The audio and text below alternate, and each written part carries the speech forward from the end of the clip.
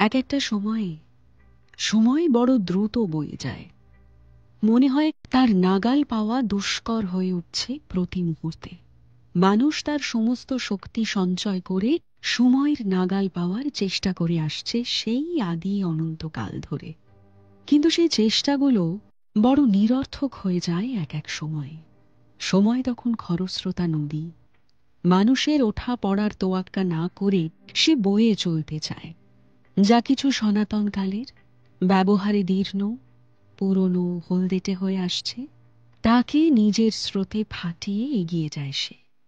একেবারে নতুনের জন্ম না দেয়া পর্যন্ত যেন তার শান্তি নেই।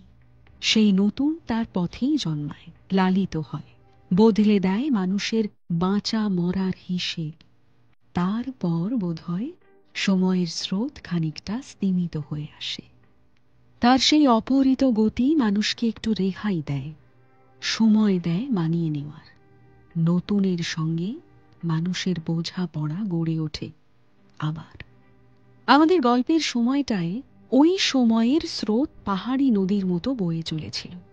এক ঘটনা থেকে অন্য ঘটনা ঘটে যাচ্ছে চোখের নিমেষে। নতুন নতুন সমীকরণ তৈরি হচ্ছে, ভেঙে যাচ্ছে পুরনো আঁতাত। মানুষ কিছু বোঝার আগেই হিন্দুস্তানের অভ্যন্তরে এক বিরাট রদ বদল ঘটে যাচ্ছিল। নতুনের জন্য মঞ্চ তৈরি করে দিচ্ছিল সেই সময়। আমাদের গল্পের চরিত্রেরা সেই সময়ের ক্রীড়নক মাত্র। সময়ের ধাক্কায় তারা এক প্রান্ত থেকে অন্য প্রান্তে এসে পৌঁছচ্ছিল নতুন নামে, নতুন উদ্দেশ্যে। যেরকম তৌফিক এবং তার মালিক অথবা পাতানো খালা নাইম সাহেব। দাস এবং মালিকের সম্পর্কের বিচারে তৌফিক ও নাইম সাহেবের বিষয়টা কম অদ্ভুত নয়।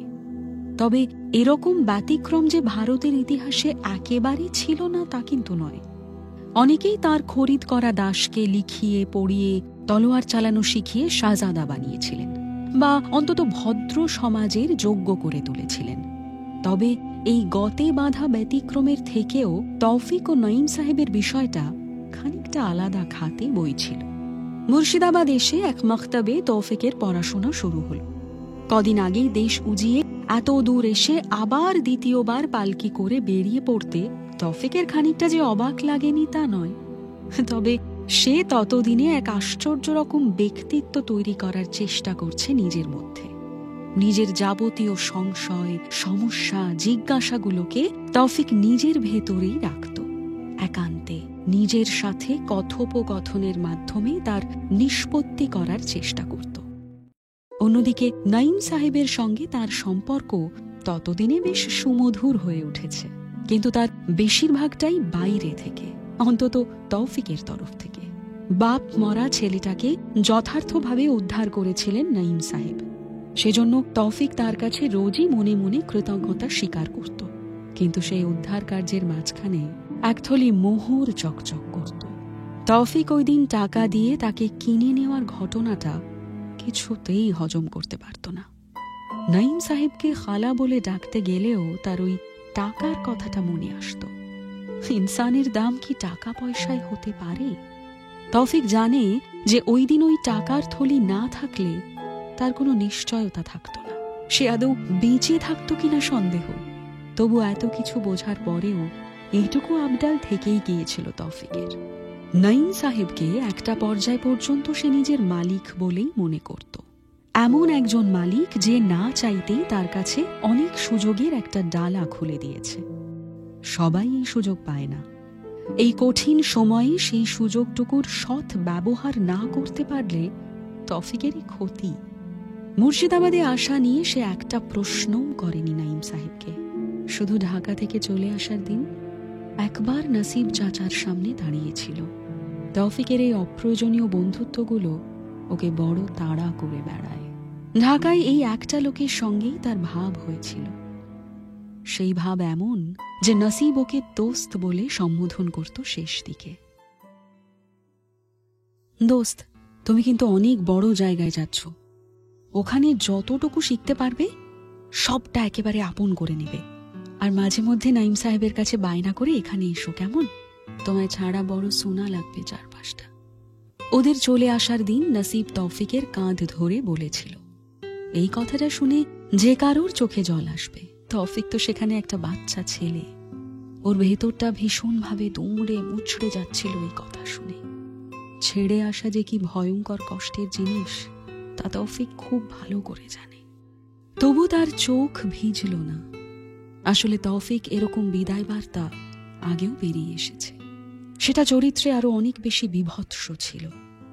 এই দুর্বার সময়টা অদ্ভুতভাবে একটা বাচ্চার চোখ থেকেও জল কেড়ে নিয়েছে। জরুর আসবো দোস্ত, তোমার সঙ্গে এই শহরটা ভালো করে ঘুরে দেখাই তো বাকি রয়ে গেল, তুমি বিলকুল চিন্তা করো না।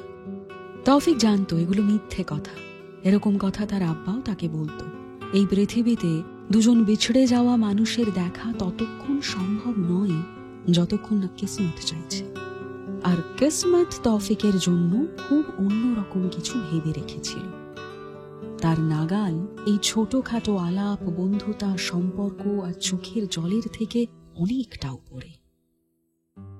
মুর্শিদাবাদে এসে তৌফিককে এক বিখ্যাত মক্তবে ভর্তি করে দিলেন নঈম সাহেব। তেহজিব মিয়ার মক্তব তখন মুর্শিদাবাদে বেশ নাম কামিয়েছে। দূর দূরান্ত থেকে পড়ুয়ারা এখানে পড়তে আসে। তেহজিব মিয়া নিজেও ভারত জোড়া খ্যাতনামা পণ্ডিত, গোটা মুসলমান সমাজ তার কদর করে। মুর্শিদ কুলি মুর্শিদাবাদে আসার আগে তিনি কোনো জায়গাতেই থিতু হননি। হিন্দুস্তানের এ প্রান্ত থেকে ও প্রান্তে ঘুরে বেড়াচ্ছিলেন। এক প্রকার মুর্শিদ কুলি খানের সঙ্গেই তিনি বাংলাদেশে চলে আসেন। কোনো এক জায়গায় থিতু হওয়া তেহজিব মিয়ার ধাতে ছিল না কোনো দিনই। কিন্তু বাংলাদেশের জল হাওয়ায় আলাদা কিছু আছে।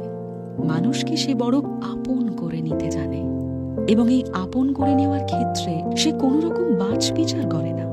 হরেক কিসিমের মানুষ সেই কোন কাল থেকে বাংলায় এসে থেকে যাচ্ছে। বাংলাদেশের মায়া কাটিয়ে ফেলা ততটা সহজ ব্যাপার নয়। তবে শুধু এই ব্যাপারটাই একমাত্র ছিল না। মুর্শিদাবাদ শহর হয়ে ওঠার একেবারে প্রথম দিক থেকেই উন্নতির লক্ষণ দেখা দিয়েছিল। এই শহর যে অনেক মানুষের পেটের ভাত জোগাবে তাতে কোনো সন্দেহ ছিল না।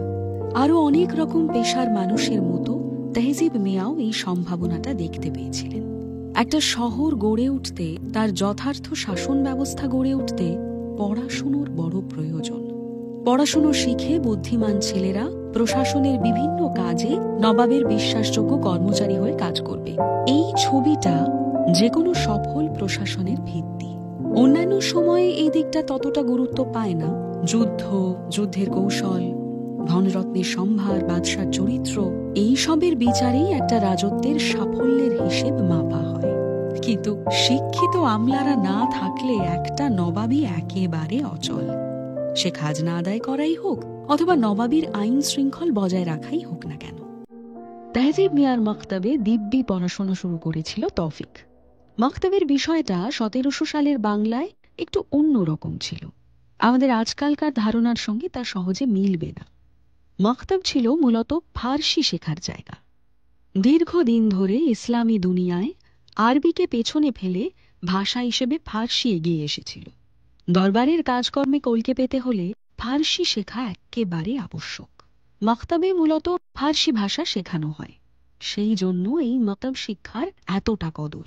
কিন্তু এখানে শুধু মুসলমান ছেলেরা পড়াশুনো করে না, সমান তালে হিন্দু ঘর থেকেও প্রচুর ছাত্র এই মক্তবে পড়াশুনো করতে আসে। পেটের টান বড় বালাই। ধর্মের ছুতমার্গ সেখানে একেবারে বেওয়াকুফি হয়ে যায়। তৌফিকের শিক্ষায় কোনো রকম কসুর রাখছিলেন না নঈম সাহেব। প্রতি হপ্তায় তেহজিব মিয়ার কাছে গিয়ে তিনি তৌফিকের পড়াশুনোর খোঁজ নিতেন। তৌফিককে আল্লাহ বুদ্ধিবৃত্তিও দিয়েছিলেন যথেষ্ট। 5 বছরের মধ্যেই সে ফার্সি ভাষা খুব ভালো করে আয়ত্ত করে ফেলল। তারপর শুরু হলো দরবারের খুঁটিনাটি শেখার ব্যাপার। কোনো জায়গাতেই যে তৌফিককে আটকানো যাবে না সেটা ততদিনে স্পষ্ট হয়ে উঠেছে সকলের কাছেই। তেহজিব মিয়া তো তার প্রিয় ছাত্রের প্রশংসায় সর্বদা পঞ্চমুখ। কিন্তু এত কিছুর পরেও নঈম সাহেবের চিন্তা যায় না। তাঁর সবসময় মনে হয় মুর্শিদ কুলি খানের মতো কোনো নবাব মসনদে না বসলে কোনো শিক্ষাতেই লাভ নেই। সুজাউদ্দিনের মতো অপদার্থ শাসক গুণের কদর করতে পারে না। ইতিমধ্যেই তার শাসনে বাংলার মানুষের নাজেহাল অবস্থা। কিন্তু বাংলাদেশের ভবিষ্যতে আদৌ কি মুর্শিদ কুলি খানের মতো কোনো শাসক আসবে, নাকি নঈম সাহেবের আশঙ্কায় সত্যি বাংলার নবাবই কিছুদিনের জন্য জ্বলে উঠে একেবারে পতনের দিকে পা বাড়িয়েছে। তাহলে তৌফিকের মতো অজস্র মানুষের ভবিষ্যৎ কোথায় নিয়ে যাচ্ছে তাদের? মুর্শিদ কুলি খানের হাতে গড়া স্বর্ণযুগ কি আদৌ ফিরে আসবে বাংলাদেশে?